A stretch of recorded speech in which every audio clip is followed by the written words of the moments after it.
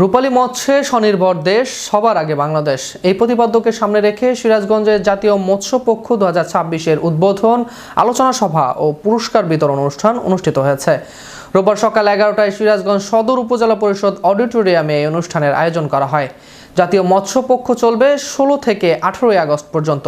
জেলা প্রশাসন ও জেলা মৎস্য দপ্তর সিরাজগঞ্জের আয়োজন অনুষ্ঠানে প্রধান অতিথি হিসেবে উপস্থিত ছিলেন জেলা প্রশাসক ও জেলা ম্যাজিস্ট্রেট মোহাম্মদ আমিনুল ইসলাম। বিশেষ অতিথি হিসেবে উপস্থিত ছিলেন সিরাজগঞ্জের police super Mohammad Saiful Islam Santu, BPM বার এবং সিরাজগঞ্জ সদর উপজেলা নির্বাহী কর্মকর্তা মোহাম্মদ মামুন খান।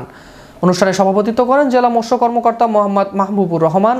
আলোচনা সভায় বক্তারা বলেন, দেশের মানুষের প্রাণীজ আমিষের চাহিদা পূরণ, কর্মসংস্থান সৃষ্টি এবং অর্থনৈতিক উন্নয়নে মৎস্য খাত গুরুত্বপূর্ণ ভূমিকা পালন করছে। মাছের উৎপাদন বৃদ্ধির পাশাপাশি দেশীয় প্রজাতির মাছ সংরক্ষণ, মৎস্য সম্পদের সুষ্ঠু ব্যবস্থাপনা এবং আধুনিক প্রযুক্তি ব্যবহারের মাধ্যমে এ খাতকে আরও সমৃদ্ধ করার ওপর গুরুত্ব আরোপ করেন তারা।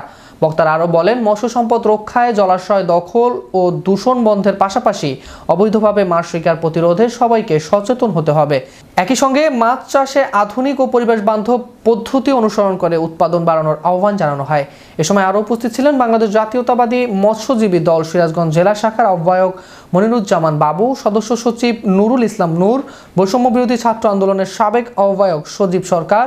অনুষ্ঠানে মৎস্য খাতে বিশেষ অবদান রাখা ব্যক্তি ও প্রতিষ্ঠানকে পুরস্কার প্রদান করা হয়। এ সময় মৎস্য বিভাগের কর্মকর্তা কর্মচারী, জনপ্রতিনিধি, মৎস্য চাষী, মৎস্যজীবী সহ বিভিন্ন শ্রেণী পেশার মানুষ উপস্থিত ছিলেন।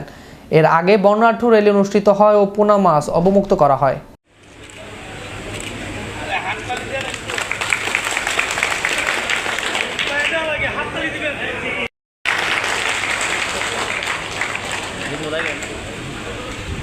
এরপরে বিশেষ অতিথি জেলা মৎস্য কর্মকর্তা জনাব মোহাম্মদ মাহবুবুর রহমান উপস্থিত আছেন। সিরাজগঞ্জ সদরের উপজেলা নির্বাহী অফিসার জনাব মোহাম্মদ মামুন খান স্যার উপস্থিত আছেন। আমাদের জেলা মৎস্য দপ্তরের জনাব মোহাম্মদ জনাব প্রবাসী